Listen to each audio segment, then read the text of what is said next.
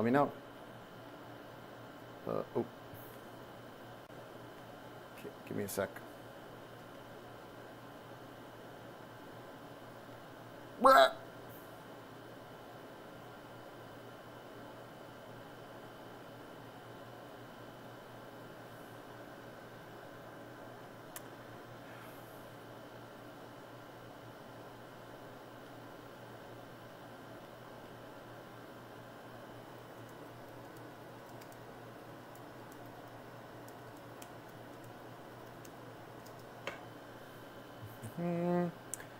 Hey Nathan, yeah, I'm back.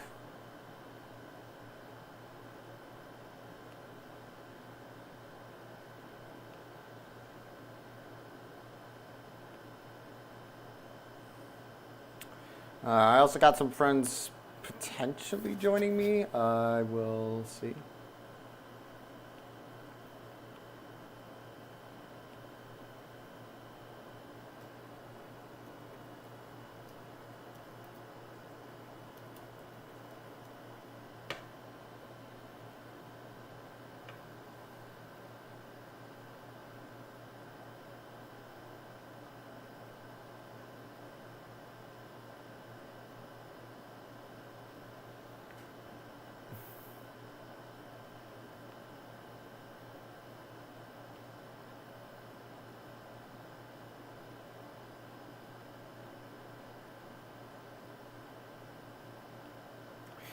Okay, I think we're just about good. Okay, and we are live.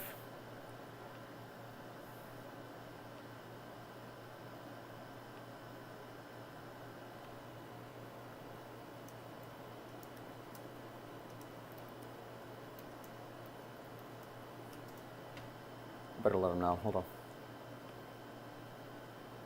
on. Okay, I'm ready. It's just casual conversation, nothing serious, so just relax, have fun. Peter.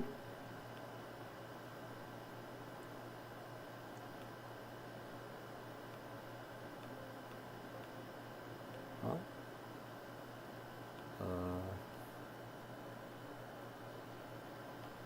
Okay. Okay, and let's...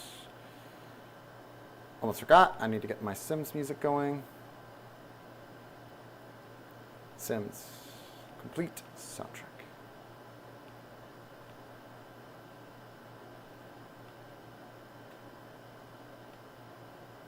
Hey, Steven.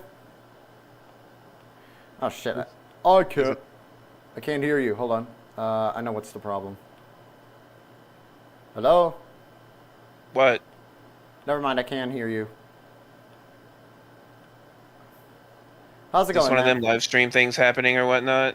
Yeah, yeah, it's happening. So, here you go. Hey, everybody, it's me again, Uncas Pukas, for just finishing up on the model kit I was working on today. Let's do this. I'm also with my buddy Steven. Hi, Steven. I haven't been on this channel in like 4 years. Hey, what's up, guys? Is anyone else joining us, or just you today, bro? I have no idea. It's all good. So here's the model kit we're finishing up, the Strike Freedom Gundam from your favorite Gundam series, Steven. Oh, is it Wing? It is Seed. Oh no, you're a liar. You're a dirty fucking liar. I hate Gundam Seed. I hate it so much. I do plan on watching it at some point because it's one of those things where it's like, I like I like a lot of the mech designs from it, so it's like, I should watch it. It's one of those things where, like, sometimes, Steven, I feel like torturing myself. Just be ready for a character that makes you want to eat literal fucking rocks. I am wholly prepared. So, yep. So yeah, So all well and good. Um, and we're just here vibing, chilling. He's doing that. I'm playing a video game. Which game? Uh, uh, so this is something I don't think I've talked about like on any VCs, but legitimately, I find a very weird comfort in the Far Cry video games, and I don't know why. I think the gameplay loop just really like gravitates towards me for some reason. That there's something about Far Cry that I just really, really like. I'm playing through the fourth one because I got them on the Steam Summer Sale. Uh, Like, yeah. I think Far Cry is a good example of like of a game that found like a very unique kind of gameplay loop that it was able to kind of cling on to. Like the whole, you're dropped on an island. You don't know what the hell is going on. Get to work, son. Or I guess like not Or only the like, US in the fifth game. Just, or the hey, you're U. in a random state, have fun. Or yeah, or you're in you're in the bumfuck middle of nowhere. You're in caveman. You're in 80s. 80s? Yeah, Blood Dragon. Uh, well, Blood Dragon's not the 80s. It's like a thing based on like the 80s aesthetics. Yeah. But like, yeah, it's. I used to think that the settings were the thing that like made the series unique, but I think it's just the gameplay. It is just the gameplay loop. It, Like, and people criticize the Ubisoft formula for a lot of things, but legitimately, I think the Ubisoft formula, at least for this, isn't like the worst way to do it. I think I think Far Cry is a good example of like the formula working to its advantage. You know, well, I think what also helps is that it wasn't quite as much of a yearly franchise, so Far Cry had a little bit more time to breathe. It's also hell. The seventh one is like in limbo, but that's because Ubisoft's kind of falling apart right now. Yeah. No, I, that should be the next Far Cry for game. better. The next Far Cry game should be set in Ubisoft's burning headquarters. And the Guillemons are like the main bad guys. Yeah. It's like Uh, yeah. yeah. Ubisoft's such a weird company to me. It's like they used to be like kind of a unique, kind of interesting company, and when it came to the games they made, and then they just kind of it's weird. I feel like they're one of those companies where the more polished and high budget they got, the less interesting they become, you know? Yeah, a lot of the imperfections are what made them good. I think if you want like a I'm trying to think of what's like what I would like okay. The thing is, they were like a mid-tier budget studio for a while. But then and the thing is with something like the first Splinter Cell game, the first Beyond Good and Evil, and what was it, Prince of Persia. All those games came out around the exact same time, and they, in a weird way, still reflect Ubisoft as like this quirky kind of oddball studios. Like we do things a little differently around here. There. The question though is that from like them being like just weird, or is it just from them being French? An excellent observation, young man. Oh, what? What happened to my music? Oh no. Oh. Oh no, my headphones died. Oh no. Hold on a sec. Fucking what am I gonna do? Try talking? Yes, you are. We hear you. Try talking? fuck. Garfield, speak to me. Literally, I'm saying words. Oh no, that's what's wrong. Hello? I was saying words. I said like the F word 5 times. Good. Very good. Now it's working. Although now there's a new problem of there's now a new problem of my music ain't playing no more. Oh, there we go.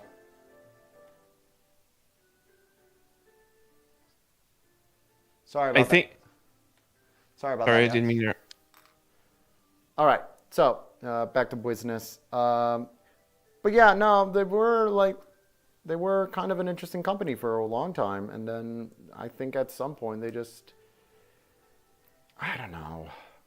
Ubisoft is a weird on again, off again company for me because I don't like. I'll put it to you like this: I'm not crazy about like a lot of Assassin's Creed shit, but I love Black Flag, and that resynced. I actually think it looks pretty interesting.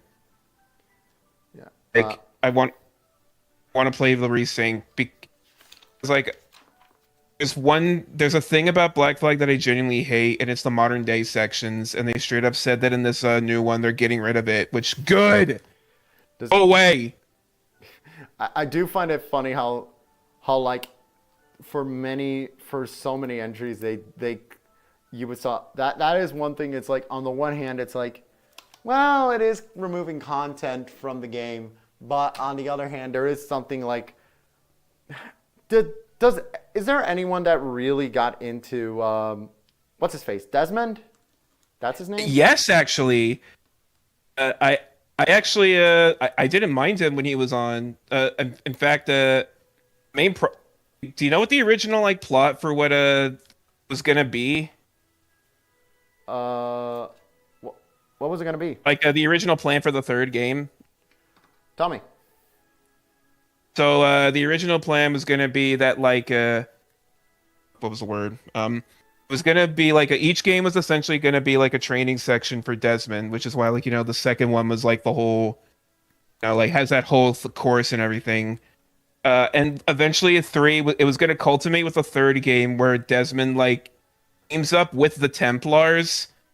No. I fucked that up. He goes after the Templars in modern day.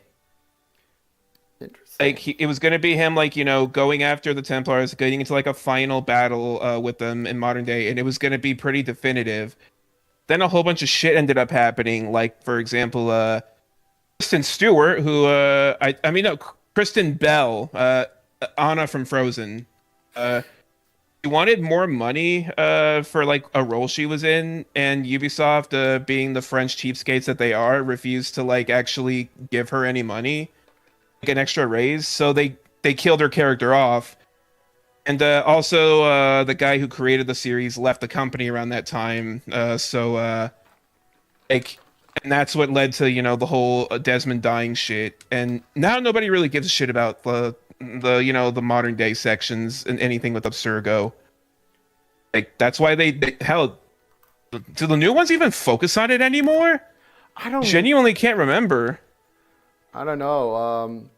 I don't know. I didn't play Shadows like all good-hearted people. So Why would you want to play Shadows when you have Ghosts of Yotai? yeah, yeah.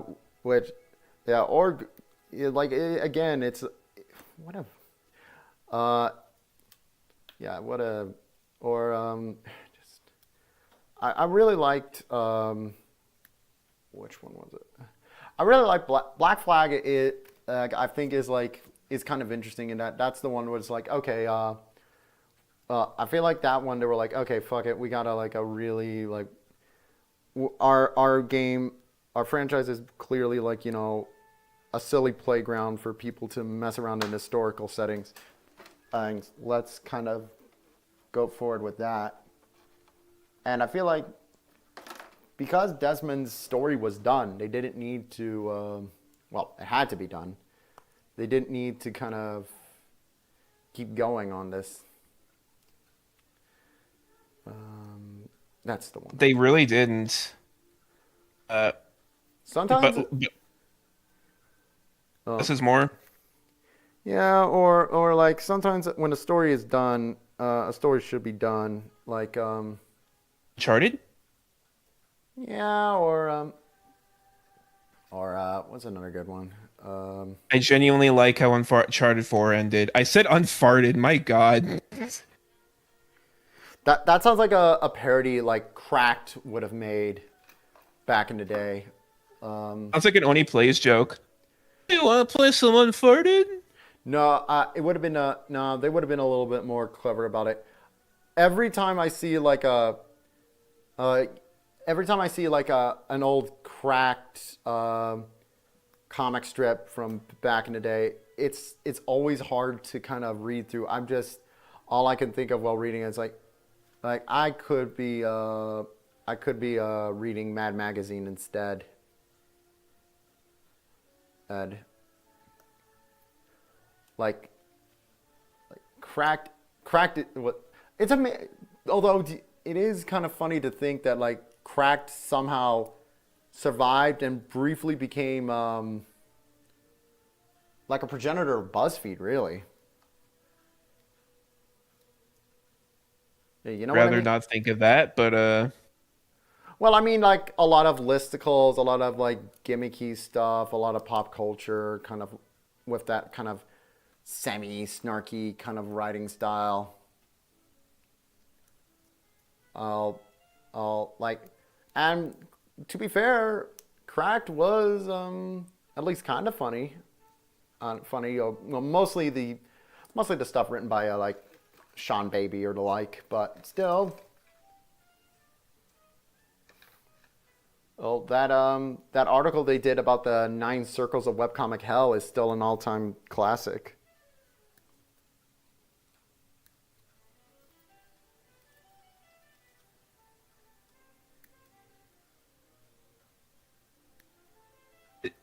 it is kind of shocking also in a way that like in terms of like all of Ubisoft's like stuff and everything that they put out, I think Far Cry is the only thing that I actually give a shit about anymore from them. Assassin's Creed, I don't care.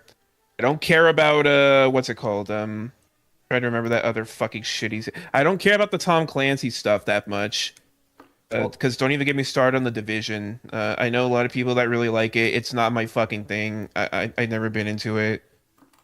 Just it's just that's why the sixth game made me really angry. Like legitimately, six is terrible. It's fucking dog shit. I've heard you rail on that game before, and rightfully so.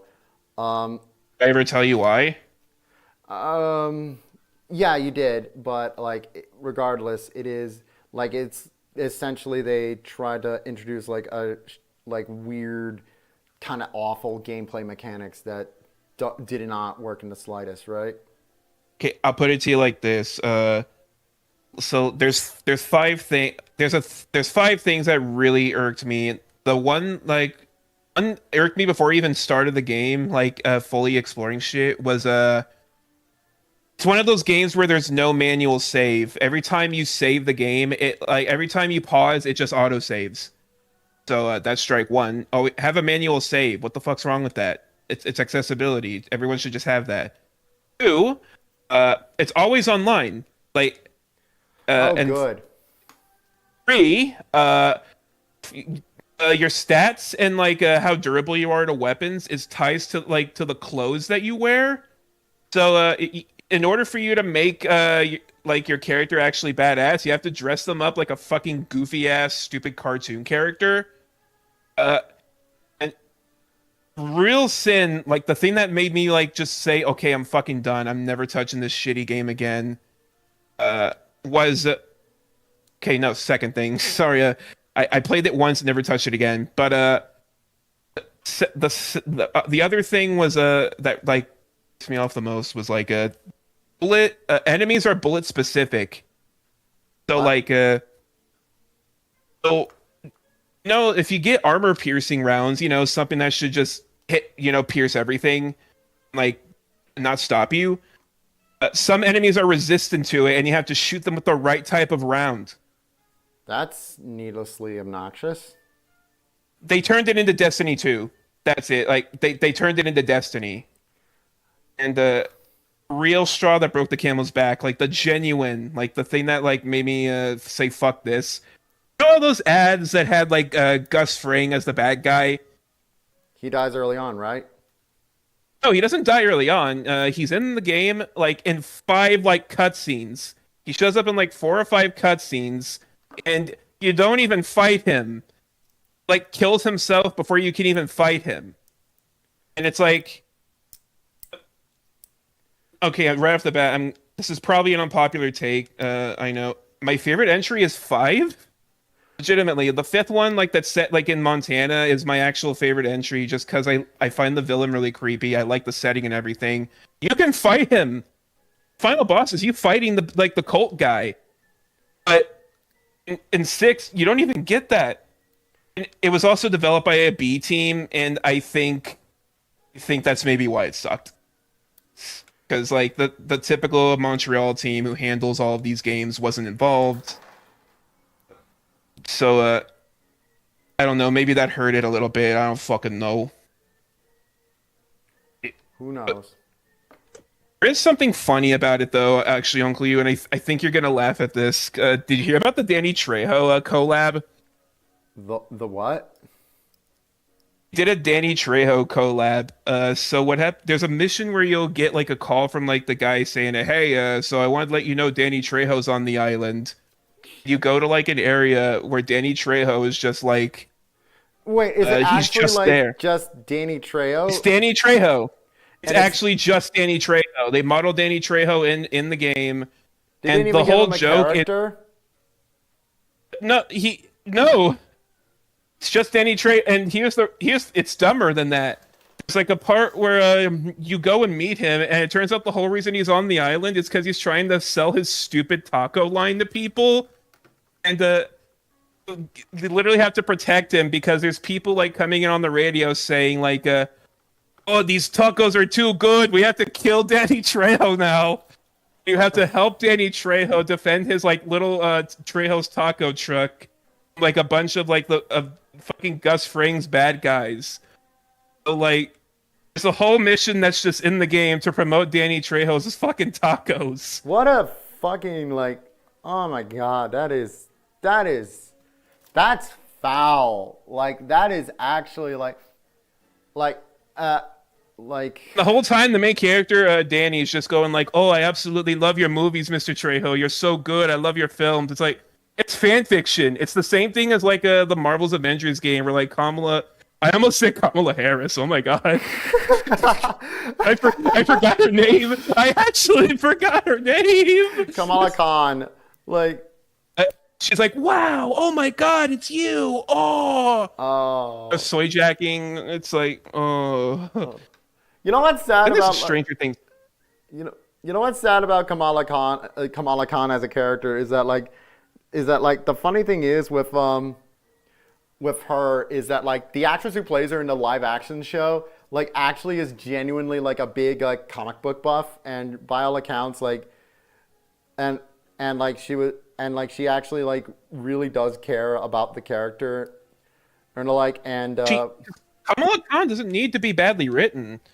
Yeah, there are a few comics where she was actually totally fine.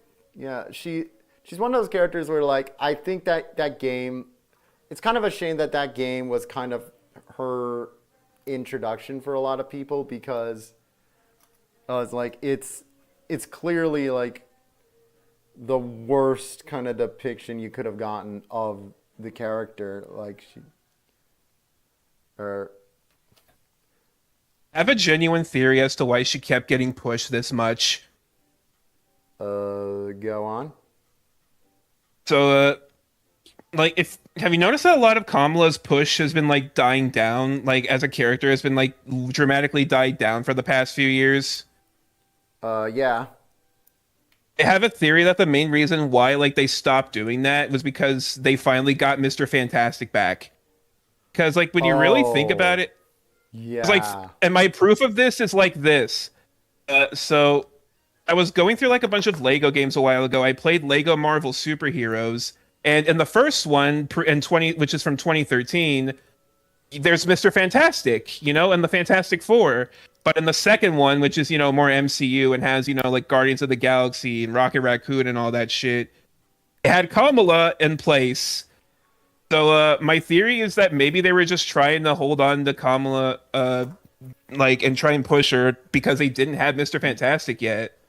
She was the non-union Pakistani equivalent. It was she was the Oliver, the Brady Bunch Oliver. No, I think non-union, like, is she Pakistani? The character? I don't know. She was Indian. No, she must be Pakistani because Khan, that's like actually like a Pakistani last name. He calls her dad like Abu or something like that. I thought that was like Indian or something. I mean, I don't know. Regardless, We're stupid Americans viewers. Yes, very. I do think it is funny that it's like Kamala is a great example of like a totally decent character that just like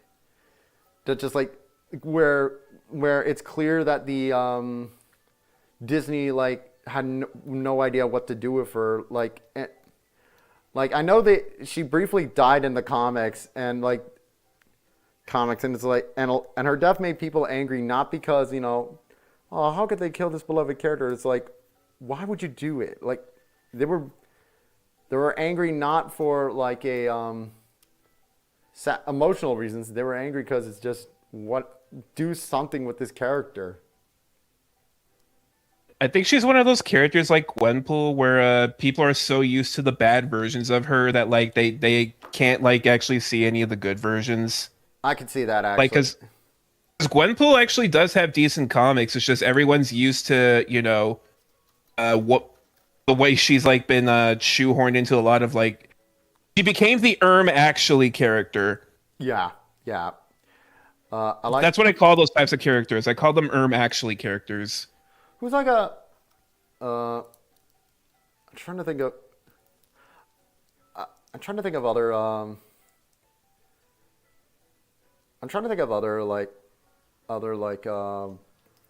kind of, so I'm always fascinated by like comic characters that get heavily pushed and the creator or whoever clearly thinks they're the hottest shit ever, but no one actually ends up liking them. It's like, and sometimes that's a little bit on purpose, and then other times you gotta wonder what are they thinking. Are you going to talk about that one Frank Miller Batman comic where he's like he very obviously thought he had something good going, but it's like really edgy, nothing shit? No, because you know the comic I'm talking about, right? Yeah, All-Star Batman, but like I'm talking more so about like special new characters that are introduced, and I have nothing against like new characters getting introduced, but they're the type of new characters that kind of like naturally kind of grow in popularity or naturally are kind of interesting. And then there are characters that are like, oh God, it was like, wow, this guy just kind of sucks. The New 52 Teen Titans had like a big new villain by the name of Harvest or something. Oh, and he was clearly supposed to be like this, all powerful, dark, edgy kind of character. But he became one of those characters that's like, you don't hate him because he's the bad guy. You hate him because he sucks.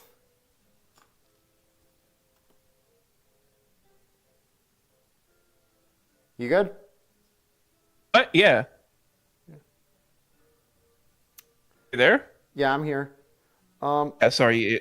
It's all good. I'm also just in the zone working on this guy's guns.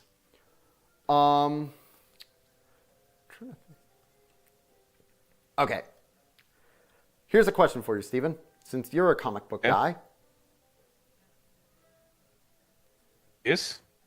What is a good example of a character that started out kind of shit but like through through like either like a writer specific run or a writer specific run or like a certain kind of media depiction, they get redeemed. Now, I'm going to include 2 caveats. Are you ready? Okay. 1, no Silver Age, no Silver Age characters. So no like none of Batman's some of the goofier Batman villains like Kite Man or so no Kite Man, for instance, or Calendar Man, because that's a little too. That feels a little bit cheating. Hey. You're saying like characters that like got reintroduced, like they had a writer that actually understood the potential. Yeah, So no Calendar Man. No, I mean no like Silver Age villains, and also no Mr. Freeze. He's like just no Mr. Freeze at all, because he's like the perfect example of taking taking a character with great potential but no real power into something that's like, ooh, now we got something. Honestly, I feel like Frank Castle kind of. Like that does that count as Silver Age? Like does 1970s count as Silver Age? No, but also that is a good option actually, because like when it comes to Frank Miller, I mean, when it comes to the Punisher, like he was popular, but also very one note of his time. Do you know what I mean? He's a Spider-Man villain. That's literally his whole character. He started off as a Spider-Man villain, and then he like became something better. Yeah, but even when he got started, like he was like kind of a when he had like his own comics, he wasn't like particularly interesting at first. It wasn't until a lot of other writers kind of got to him that he became like, he realized his potential. Yeah, in other words, he only started getting really good when Mr. Garth rolls up his dick, "I'll suck your dick," and it started writing him. Not untrue. A lot of people are really split on Garth Ennis as a comic writer, but I genuinely think that his run is like Frank Castle's, like the Punisher run is like actually some of the best like of the character. There's a Twitter comment I saw that sums up Frank. I mean, not Frank. I almost called him Frank Ennis. That sums up Garth Ennis and everything that makes him awful, but also everything that kind of makes him wonderful as a writer. Want to hear it? Grew up during the Troubles. End of comment. No, it's not that. Although good observation there. It's this. Garth Ennis starts planning a story. He laughs to himself, saying, what if the Teen Titans all were eating shit? And then he actually starts writing. It's like, oh God, they all got HIV from eating each other's shit. The poor children. No one should ever have to go through this. Like that's a great Garth Ennis accent. No, Lord, I can't believe it. But no, like that is legit. Like that is like a good summary of Garth's kind of Garth Ennis's kind of mindset as a creator. He'll take an idea that's like ridiculously crass, and then but at the same time he'll somehow turn it around into like being like a weirdly dark, sort of kind of tragic story too. Like that is kind of what makes him both really fun as a creator, but also like kind of also awful too, if that makes sense. I do also kind of think that Garth Ennis at his worst is still better than someone like Frank Miller at his worst, because Frank Miller at his worst makes me sad. Legit, Frank Miller at his worst makes me really, really sad with what he's become now. Yeah. Like, what happened to you? You had accolades and everything. You're America's darling. You're America's comedian. You were Mr. Saturday Night. Everyone We loved had you. we had everything. We had Dark Knight. We had Killing Joke. And oh wait, no, that was Alan Moore. Fuck. Well, Alan Moore's a different kind of fall off. So, but No, Alan Moore just prays to snake gods and like twiddles his beard every 5 fucking seconds. I'm pretty. Isn't Frank Miller like crazy right wing now?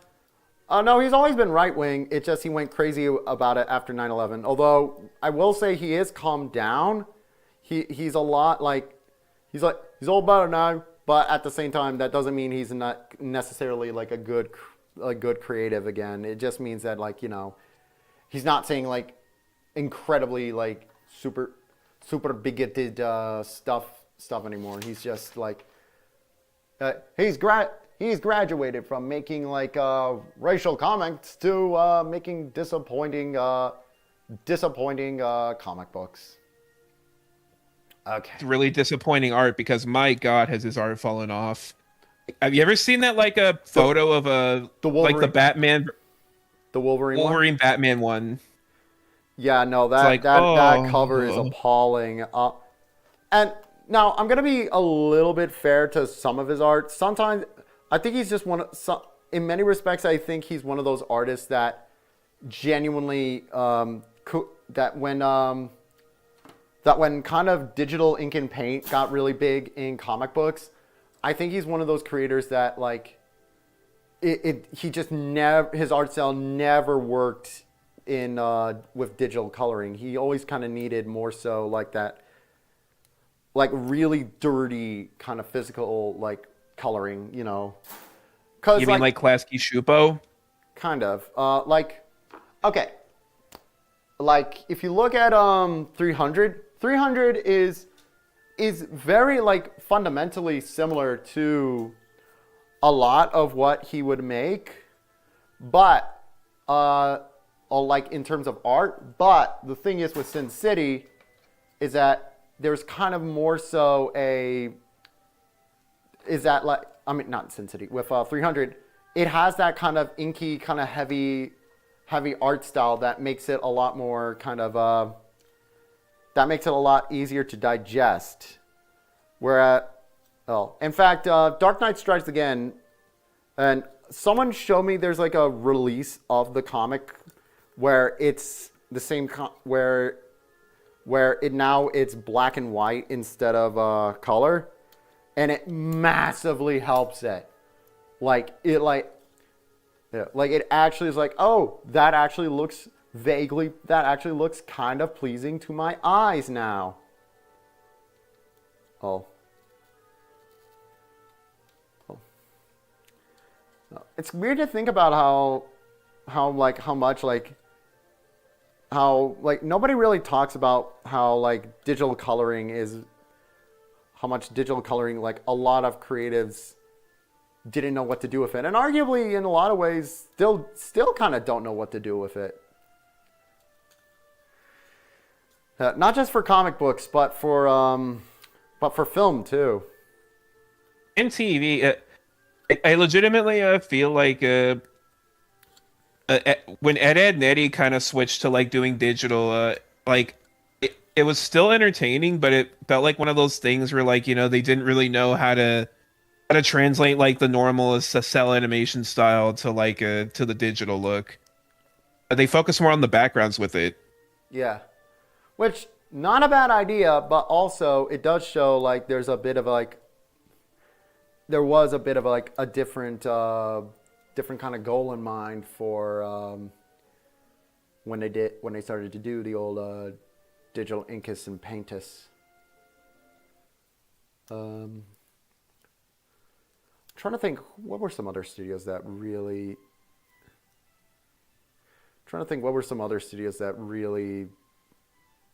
suffered when like actually you could argue like by the time Shupo.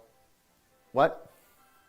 Klasky Shupo. Oh God, yeah. No, that Genuinely, Klasky Shupo deserves to be hand drawn. It always looks better when it's just normally drawn. Yeah, and when with the digital coloring, it just looked way too clean. That's why All Grown Up looks so fucking nasty. Yeah, and that's also just like a change in like art principles too. But like I'm with you, Steven. It's I wish I want them to be like kind of. I think Klasky Chupo needs to be a little bit ugly, a little bit nasty. In fact, that's kind of one of the reasons why I didn't like hate on the CGI reboot as much, because I feel like they did try to add back in that level of griminess a little bit, as much as they could with like TV CGI. Right? But at the same time, it still was kind of like one of those reboots that people forget exists. So. I think the problems of that like reboot lie more than just the art style. Yeah. It's they like when they changed like one of the characters. Oh yeah, they made they like completely cucked Howard. I think that's so. It's not fair, man. What'd he do? Apart from nothing.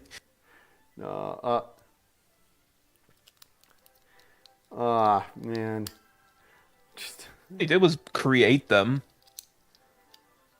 Lil. If they wanted to make, yeah, whatever. Just, I still find that's.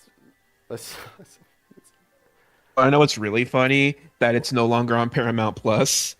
Yeah, no, they released. It's on Paramount Plus in some territories, but not Paramount, but not USA, where the fucking where Paramount's based. By the way, can I just say,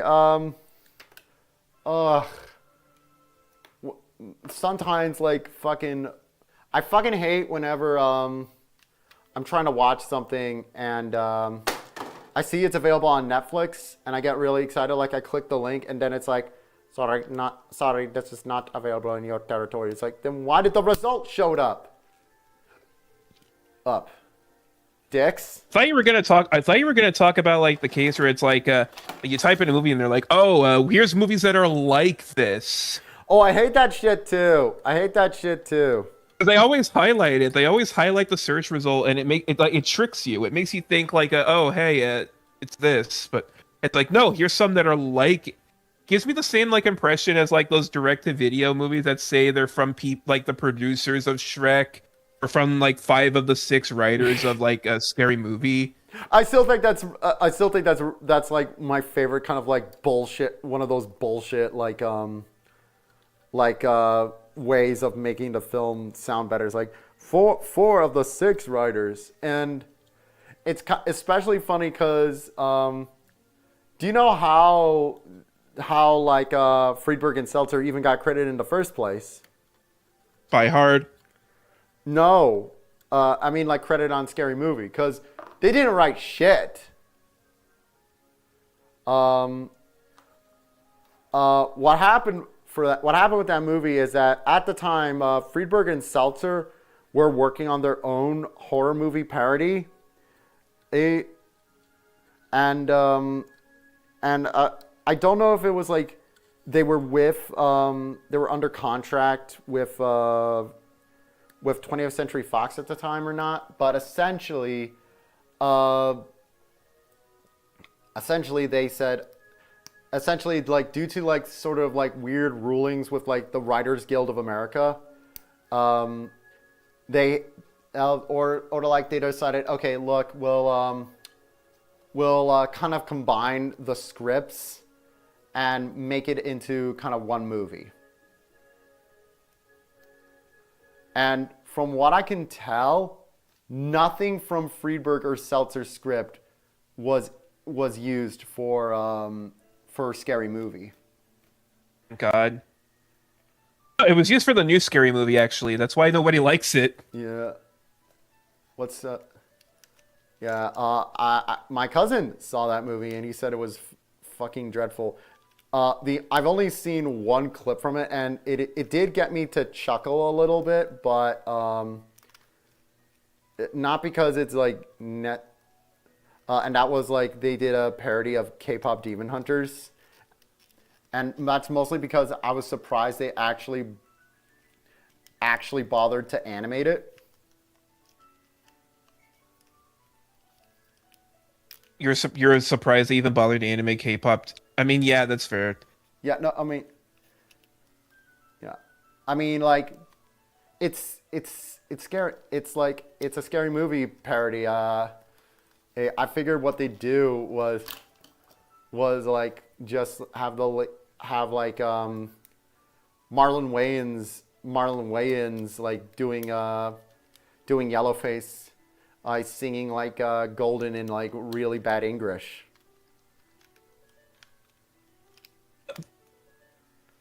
I will say, there's a one. You know that one joke that everyone harps on, where it's like, they're stabbing them or something like that, like the really shitty, stupid pronoun joke. Yeah. Seeing people try to paint, like one of the Wayans, like the Wayans as like big for it, but No. I don't really think that's true because Marlon has a trans son. Yeah, no, and by all accounts, Marlon Loves them. Yeah, and in fact, if I remember, I still love the fact that I learned Marlon Wayans has a transsexual son because the person that was kind of picking on him was Soulja Boy. Just. Oh, was he now? Yeah, no, that's what happened. Soulja Boy was being an idiot and going after Marlon Wayans' son, and like Marlon's like you. Marlon said something like it was like super dead serious and it was like you will. Well, let me look up what he said. It was funny. It was like it was awesome and also really funny. Like Marlon Wayans, Soulja Boy.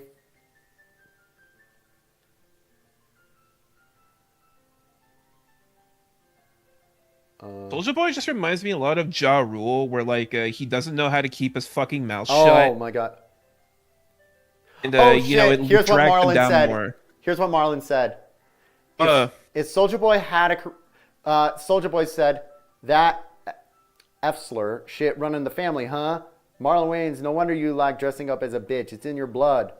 Marlon Wayans said, if Soulja Boy had a career, he could get canceled for this type of slander. Luckily, he ain't been relevant since 2007.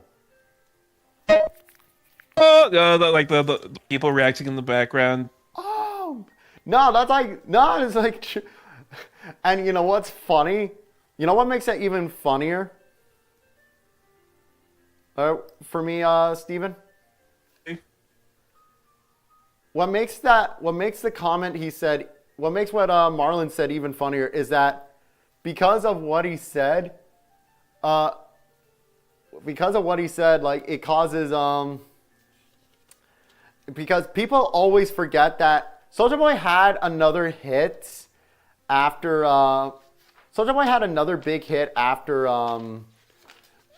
Crank That, Kiss Me Through the Phone, but like it's kind of been written out of history, and Marlon basically confirmed it by saying that, because the only person who remembers Kiss Me Through the Phone is Declan, ironically.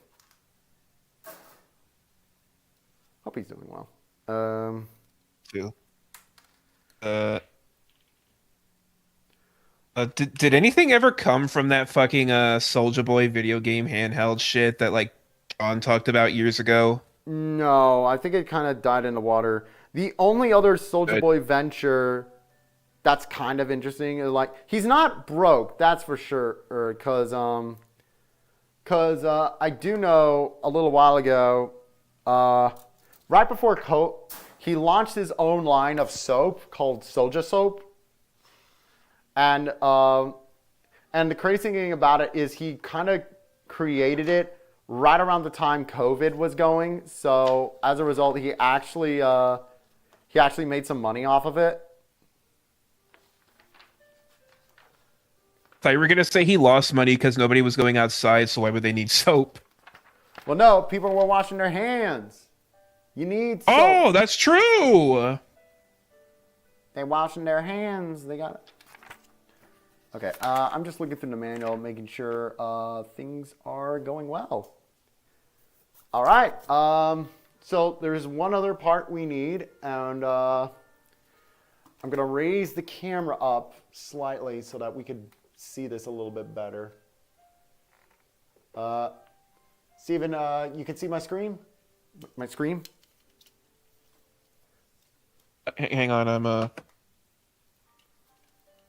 Because we're just about done with this bad boy.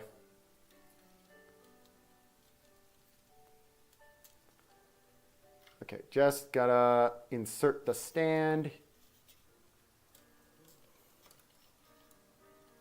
There we go. Look at that.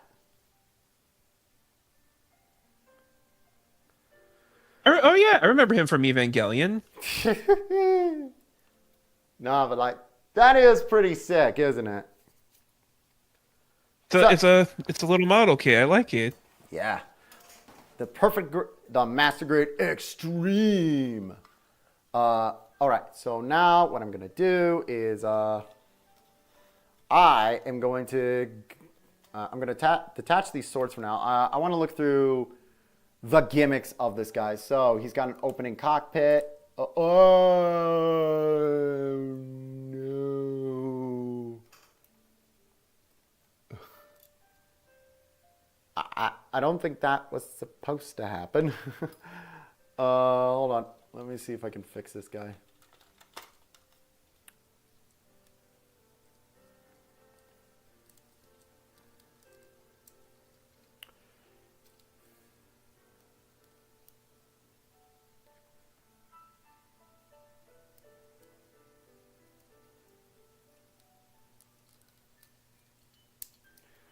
Okay, how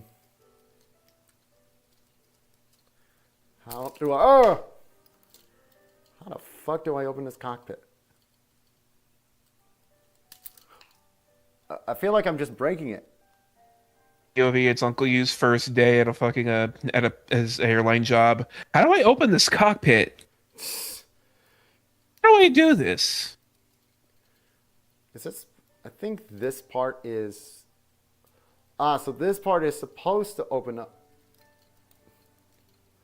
Oh, it doesn't open up all the way. It just opens up very slightly to show the pilot inside. Okay. Not a bad opening cockpit gimmick, but I've seen better on model kits. Some of the other Gundams have the ability to kind of like open up their chest cavity and it looks all cool coming out, but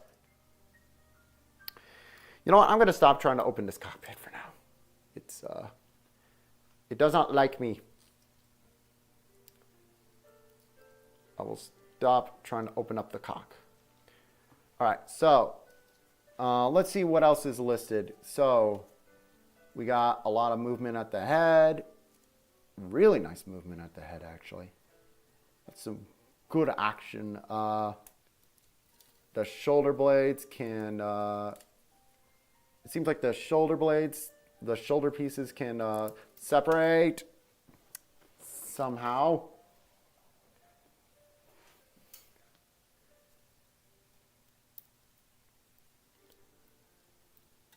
There we go. You got to pull them up like that. You got to pull it up. You got to pull up this part, and then you can. Yeah, that actually makes sense. That's actually pretty cool. All right. What should this kit cost you? This kit, 180. This is a really expensive one. There are cheaper ones. This one I got because it's like, so the idea of Master Grade Extreme is that the idea behind it is that it's supposed to be like all the like cool, nifty engineering features you'd get on a fuller price kit, on like a $300 like perfect grade giant kit, but at a much lower, in a much smaller package. That's the idea behind it. I'm going to take off the backpack for now. I think the backpack makes handling this guy a little more cumbersome. Remove the backpack and it starts singing like Dora the Explorer. Backpack. Don't tempt me. I will use that as a joke in a review when this thing comes in a review at some point. All right, let me see the dividing armor for the leg. Ooh, that is nice. You got a little bit of the sliding knee, and you got a little bit of like the pumping of the knee, and that bit came off. I'm upset, but that is nice. That is nice. And then we can divide up his skirt. Let me look inside, honey. Wait, is that at the front or the back? No, that is definitely the front. Yep, skirt divides up. Very nice. And same with the back ones. Again, very nice. There are a lot of pingable things. Like, honestly, if it weren't for the fact that it is, like, you know, pretty big, this would actually make a great fidget toy. Oh, who am I kidding? It is a great fidget toy. Okay. Oh. Funny, Sorry, go on. Funny, we were mentioning Dora earlier. I was going to ask, have you ever seen the live action movie? Oh, the one that's directed by the guy who did some of the Muppet movies? It is? Yeah. Yeah, no, like, I forget his name, but he's actually this really talented, it's that guy from that band Flight of the Conchords. Oh, that guy. Yeah, what the fuck? Huh? Where did... Danny Trejo as Boots. Once again, it comes back to Danny Trejo.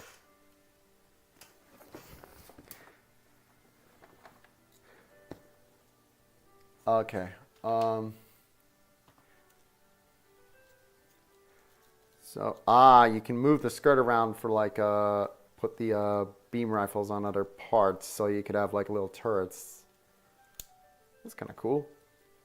But where did his ball go? There's his ball. Get on the ball. Turn up the fun with Balzac. I cannot believe you brought that up. God damn it. Us two Balzacs are where it's at. Showed that to my friend Nano, and he couldn't believe that was a thing.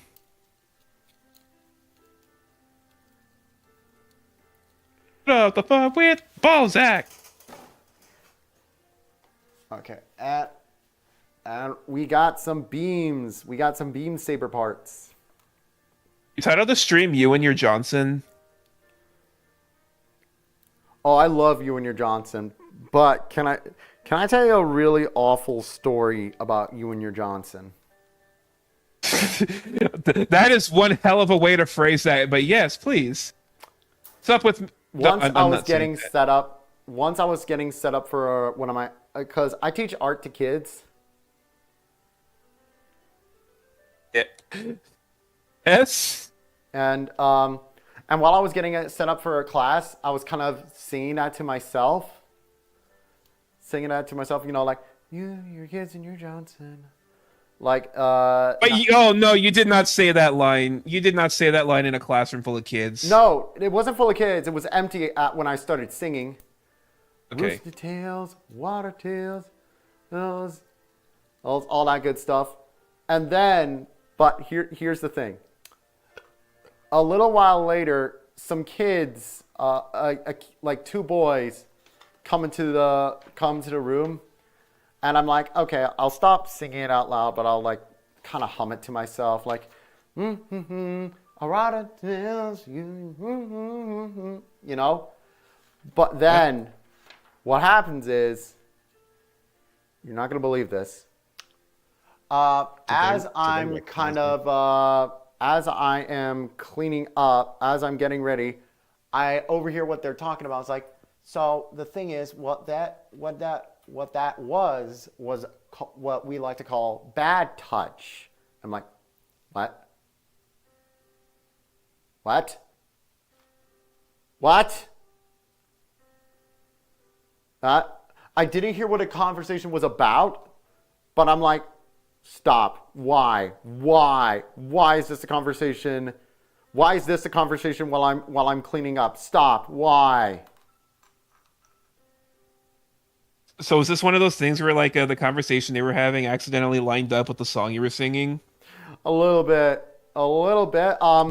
Were you worried that they identified it? No, but it's like one of those things where it's like, what the fuck? Why? Why of all things? Like, why did it have to be that kind of subject? Why did it have to be that kind of subject while I'm like getting things ready? You know, it was like, oh my God. It was like, thankfully it seemed like, you know, the kids weren't harmed or anything. Like, I'm really glad about that. But at the same time, it was one of those things where like, holy shit. Ugh. Christ. It's like, sometimes the universe has a very, very sick sense of humor, you know? The universe did a little trolling on you. We do a little trolling. My favorite thing about you and your Johnson is if you go to the comments section, everybody has like their own lyric for it. Excuses fail, get put in jail, use some guy and his Johnson. Or like, yeah. To be fair, I do think that like that jingle is like a solid jingle. It's just you and your Johnson. I mean, it's one. It is a way. I mean, it's been a way of life for over 50 years, to be fair, but still. Then your wife finds out what you were doing with your Johnson, and let's just say you and your Johnson won't be hanging out with kids anymore. Ha ha, Doug Walker. Anyway. Yeah, actually, hey, we love the Doug here, but actually, I bought the plushie for him. My favorite, it reminds me a lot of like it reminds me a lot of the McDonald's and You commercial, the one that Oh yeah, the thing that Joel talked about. McDonald's and You. McDonald's and You. It's a good jingle. It's just the problem is that it's linked with a known psychopath, Lee Greenwood. Yeah. McDonald's and You. Can you sing it live? Yeah, he sang it live. That's the recording Joel found. That's what makes me the most happy. He sings it live. Yeah, I mean, that jingle is probably like one of the only other things, unless you're like, proud to be an American. Yeah, I mean, that is like a kind of it. I mean, that song is good, but like, what are some other Lee Greenwood songs that people know? Actually, now that I think about it, actually don't know any. It's just that. Well, you know what, Steven? It's like sunshine every morning. McDonald's and You? Yeah. McDonald's and You. Sunshine every morning. McDonald's and You. McDonald's and You. I think you showed it off on like a stream like years ago. And my first response was, "Oh, I need a McMuffin." No, that commercial. I hate how like I'm one of those people that like I am no stranger to subliminal advertising because have you ever seen the Double Phantom Madness videos? What? It's just this guy who really loves Fanta and he sings very passionately about how much he loves Fanta. And he's like, uh-oh, I got that double Fanta madness. Double Fanta madness. This. And he made like a bunch of these like short, really funny little videos about how much he loves Fanta. And I hate to admit it, they made me want to drink some Fanta. It's just good. There's no reason to hate admitting that. But here's what I find really funny is that like I don't even particularly like Fanta. It's like it's okay, but like there's so many better sodas. My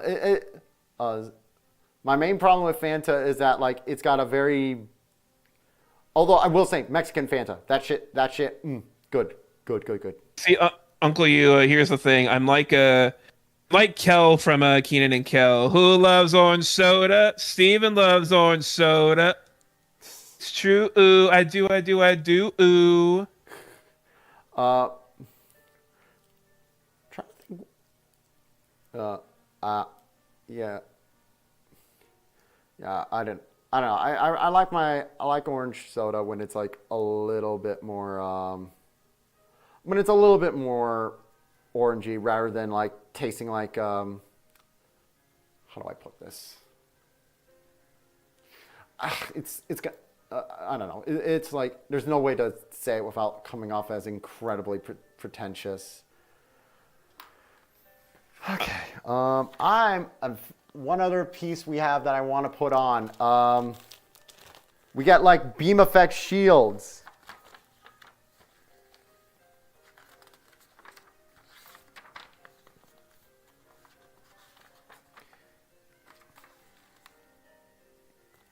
Boy. What? Sorry, my cat's outside. My cat's outside, and he's wondering, "Where's my father?" Thought you tried asking a question or something, and I didn't hear you. No, it's all good. It's my silly. It's my gato. My silly. Your spray gatito. Yeah, my silly son. I love him dearly, but also he is. Sometimes I think, oh, my boy is. Sometimes he's a smart cat. Other times he is woefully unsmart. Also, on the whole thing with like 1980s ads, by the way, I just want to say like that, or at least like the Lee Greenwood McDonald's and new thing. I feel like 80. I said before that I feel like 80s ads have like a lot better at trying to sell the product than like a lot of modern ads. And I think the main reason for that is because they didn't try to like adhere to like trends and shit.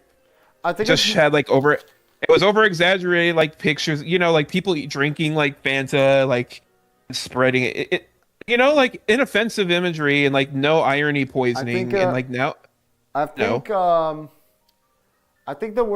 I think what you're looking for, Steven, is come on, that's how it goes, really?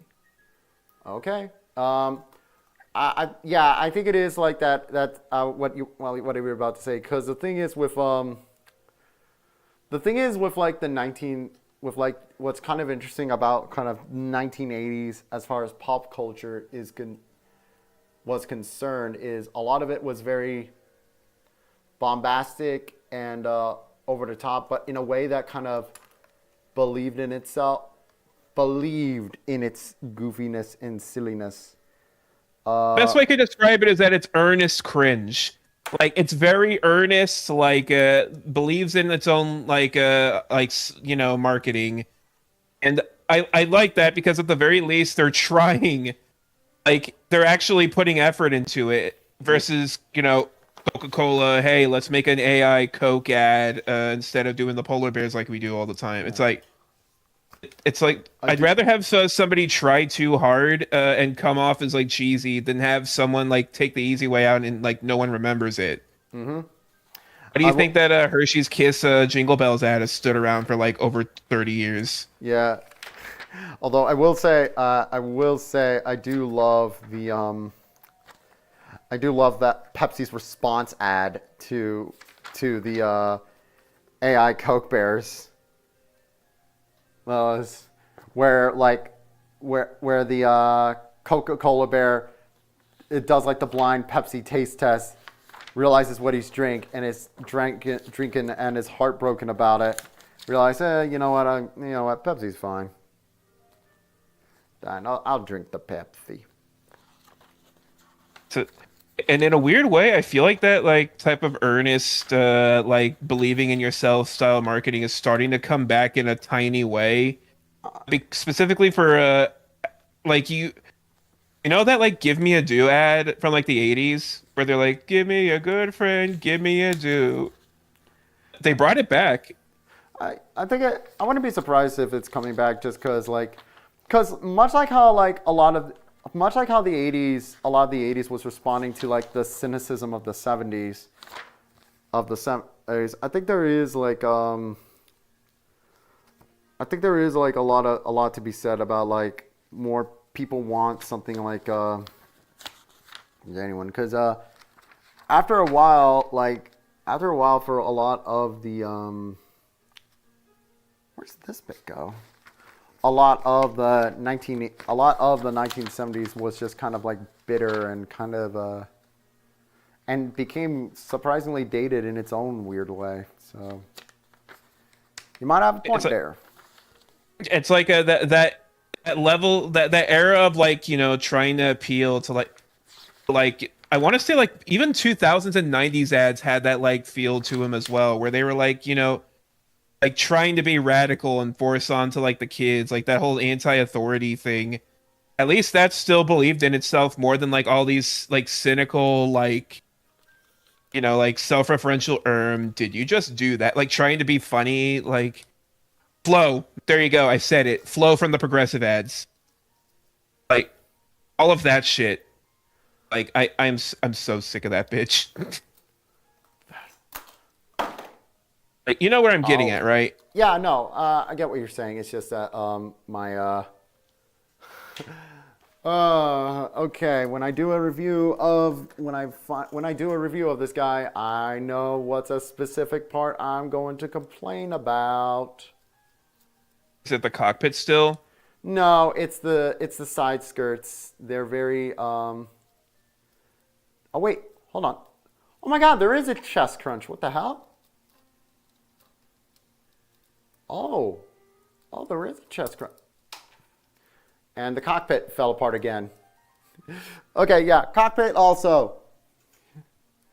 But I am still very happy with this kit if it doesn't fall apart on me again. Come. Oh shit, oh no. Oh, fucking etching sticker. No. Boy, I can hear you. I will be outside in a moment, Bubby. I love you. What'd you say his name was? Technically his name is Pangzu, but we call him basically whatever. We call him everything. Usually the name I find myself calling him a lot of the time is Bubby. I heard you wrong and thought you called him Wooly. I was about to be like, that doesn't look like the guy from Super Beast. No, just... I'll be outside in a minute. Daddy is currently trying to fix his friggin' robot, son. You are my son, but I have another son. A robot one. Fuck. Sorry, I failed the mission.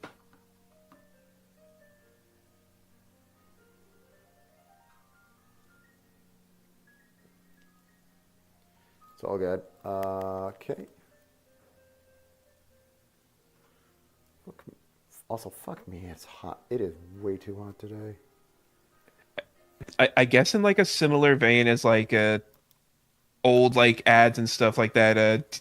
I like how a lot of these old ads also were kind of a big break, like for a lot of celebrities. Like, have you ever seen the Pitfall ad from the '80s that had little boy Jack Black in it? Oh yeah, and you can totally tell it's Jack Black just from the way he like his jawline.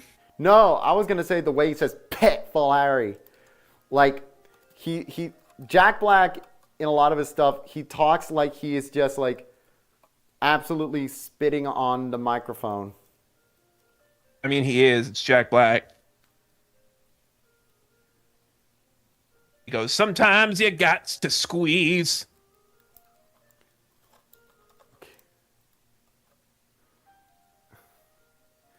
Come on.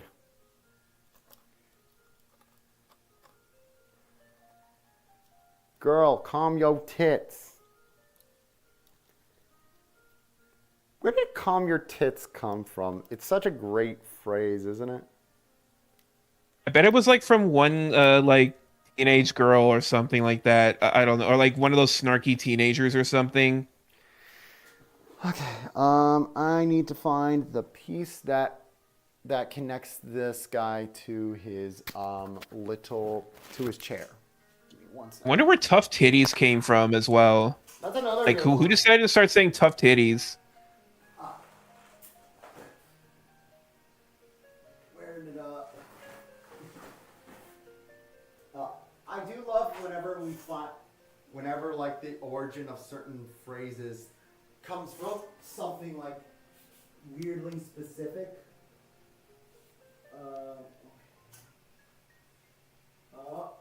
So, fun fact for you, Steven. Right now, the bottom of my floor, because it's like all black. It's an all black rubber mat. My fans have nicknamed my floor the Void. So yeah. Oh wait, never mind. I found it. It was. A lot of people don't know this, but Uncle Yu's floor actually directly leads into the back rooms. Specifically the Kane Pixels one, like that movie. Which Uncle Yu legitimately see that movie. It's actually really good. I want to watch it actually.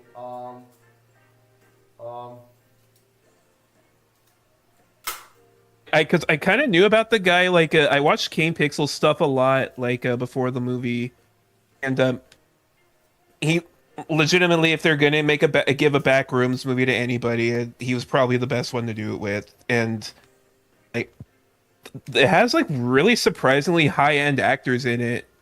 Like forgot his name, but he was in that he was in 12 Years a Slave. Daniel Kaluuya, I think. Kaluuya. Yeah, him. I know who you're talking about. I just I'm struggling. I just don't know how his name is pronounced, but. He also got Mark Duplass, who was from the movie Creep, if you've ever seen that, which, if anyone hasn't, go watch Creep. It's a great found footage movie. Creed or Creep? Creep! Like, the one where it's like the guy go into the dude's house and he's like got like a wolf mask on. Okay. I thought you were talking about Creed. I was like, Creed's not a found footage movie. I mean, it is if you consider Scott Stapp's career now. I was talking about the movie Creed with Michael B. Jordan. Oh, so, damn it! My wires got crossed. I have two Creeds to think of now. Okay, actually. Okay. I know found footage are basically dead, but what if there was like a found footage movie about like a failed boxer's career? And like, have you ever seen the documentary Hoop Dreams? What documentary? Hoop Dreams. Oh yeah, Hoop Dreams. Yeah. Imagine Hoop Dreams, but with a boxer, and you slowly like see him get worse with his career as the documentary goes on.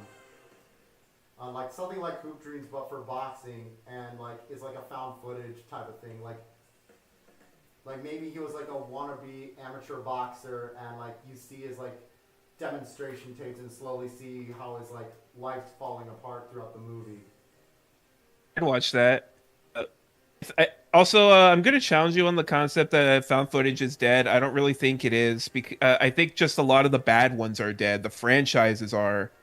Because who gives a fuck about Paranormal Activity now? Well, I mean... Just turn into analog horror, if I'm being honest. No, yeah. That is like... that is basically it, isn't it? It has kind of worked into analog horror,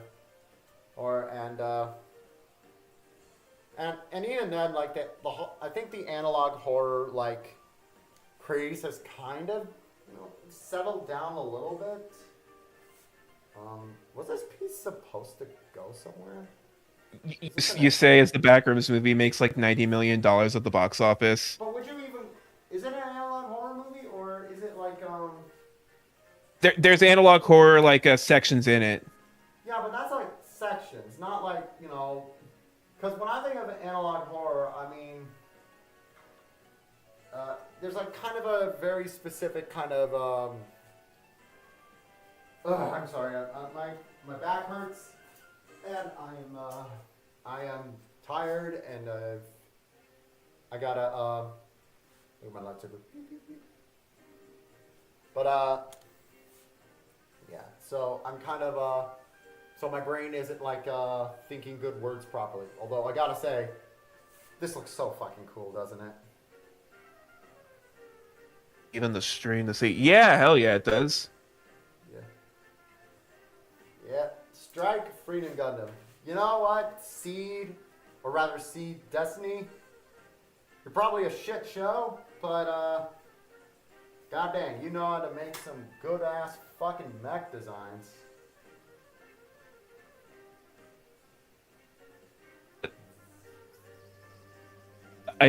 Another thing I want to say about the Backrooms movie is that it at least I think that movie is now a very good litmus test of how people's media literacy, because all the people that were like rating it like zeros and talking about how boring it is, like I'm genuinely convinced like their brains have this legitimate theory that TikTok and like short form social media content basically killed people's like attempts at wanting to sit through very long form movies like for long periods of time. Oh no, you're right. You're like, because like everyone has that immediate, like attention span brain rot thing from all the skibbity toilets and yap dollars shit that now like when they see like an actual suspenseful slow horror movie, they're like, man, this is boring. It's not scary. And then because like, and you go on TikTok, like, and you see some of these people talking about how they saw the Backrooms movie, and they're like, I don't know anything about the Backrooms lore, but I did play the Roblox games for it though, and it's like, oh my fucking god, bro. Oh, the danger immediately. Nah, I know your pain. I know your pain with that. So also, real quick, what I'm doing is I found an extra part. Alright, and I'm wondering where the fuck that goes. It's E239, so I'm looking for where this bit goes, because no child left. Ah, here we go. Ah, okay, found it. Can't believe I fucking missed that. Okay. Just gotta give it the old snip snip. Whip out your nips, do some snips, as I've always said.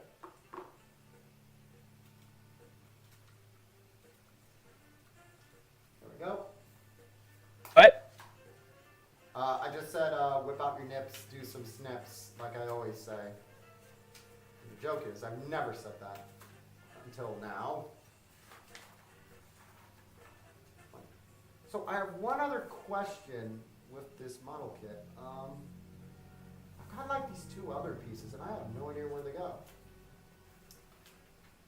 I think this must be like some kind of stand for like alternate like